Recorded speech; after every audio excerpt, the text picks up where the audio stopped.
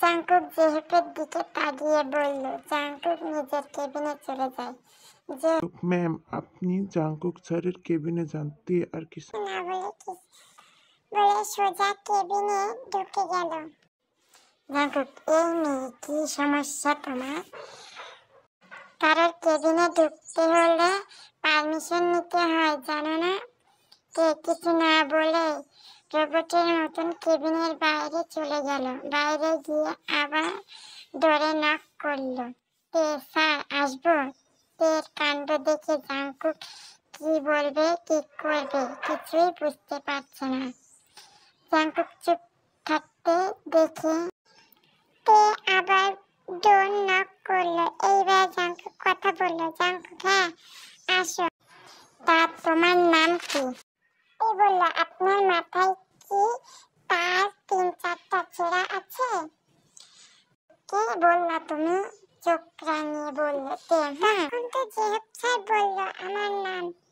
2 minute ও হয়নি, আপনি এর মধ্যেই ভুলে গেছেন? অবশ্য গন্ডারের কিছু মনে থাকে না। এই যা, আমি তো বেশি বলে ফেলেছি। আজকে আমি মরবো নিশ্চিত, কোনো সন্দেহ নাই। কিন্তু আমি মরে গেলে আমার জামা কাপড় কে পরবে? আরে না, যে করেই হোক নিজেকে বাঁচাতে হবে। এগুলো বলতে বলতে তাকিয়ে দেখে জাংকুকের চোখ লাল হয়ে গেছে রাগে। ফর্সা চেহারা টমেটোর মতন হয়ে গেছে। জাংকুক, কি বললা? আমি গন্ডার? চেয়ার থেকে উঠতে উঠতে বলল। একি, এটা চেয়ার থেকে ওঠে কেন? না, আর থাকা যাবে না এখানে। যেই না দৌড় দিতে যাবে অমনি জাংকুক হাত ধরে ফেলল। কি হলো, পালাচ্ছ কোথায়? দাঁতে দাঁত চেপে বলল। তে বললাম, আমি একটা ঘোড়ার ডিম, একটা দৌড় দিতে পারলাম না। হায় আল্লাহ, কি হবে আমার?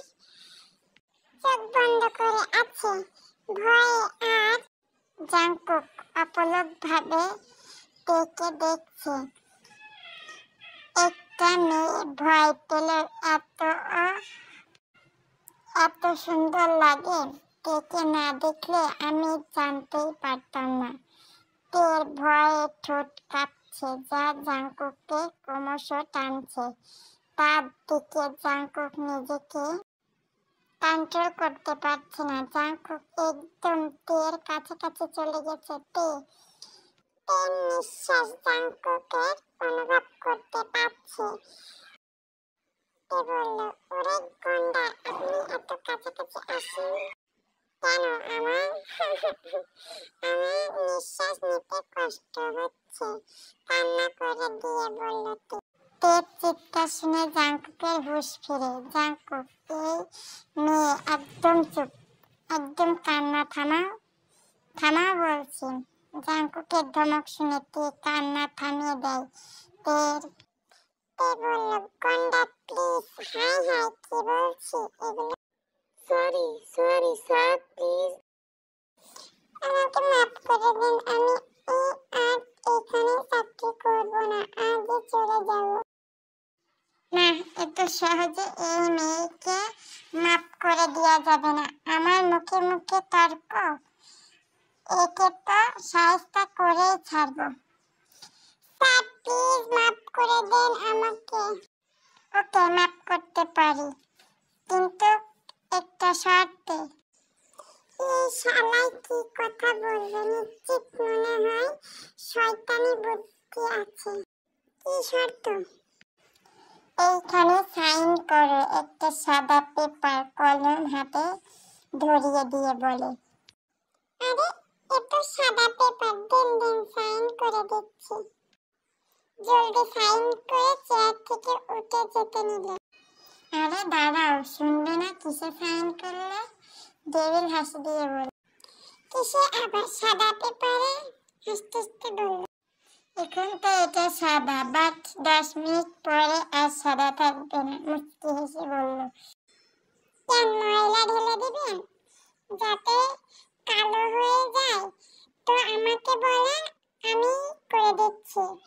শাট আপ, এটা একটি উইল তৈরি করব।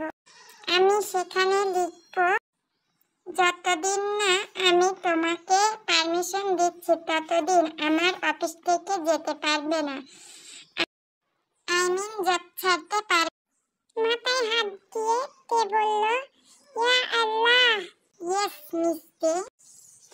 এবার আপনাকে বুঝাবো জিয়ন জাংকুকের সাথে তর্ক করার ফল। আজকের জন্য ছুটি আপনার, তবে জেহপের থেকে সব কাজ বুঝে তারপরে বাসায় যাবেন।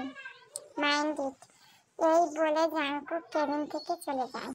আর যাওয়ার সময় এই তের দিকে তাকিয়ে চোখ মেরে যায় জিয়ন জাং। কুত্তা, বিলাই, শেয়াল, মেয়ে মুরগি না, এটা মুরগি না, তাহলে কি? এটা দুধ, জানি না কি, এটা ভালো লাগে না। বিড়বিড় করতে করতে জেফের কাছে চলে যায়। আর এদিকে জাংকুক বাড়িতে বসে একটু আগের কথা ভেবে একা একা হাসতে লাগে। কিছু আছে এই মেয়েটার মধ্যে, কেমন যেন নেশা নেশা লাগে। একে দেখলে কিন্তু বড্ড বেশি কথা বলে মেয়েটার। ওর সব খোঁজ নিতে হবে আমাকে। চিন্তায় উফ, কেন যে এই কোম্পানিতে জব করতে গেলাম, দূর ভালো লাগে না। এই রাক্ষসটা তো আমার জীবন শেষ করে দিবে।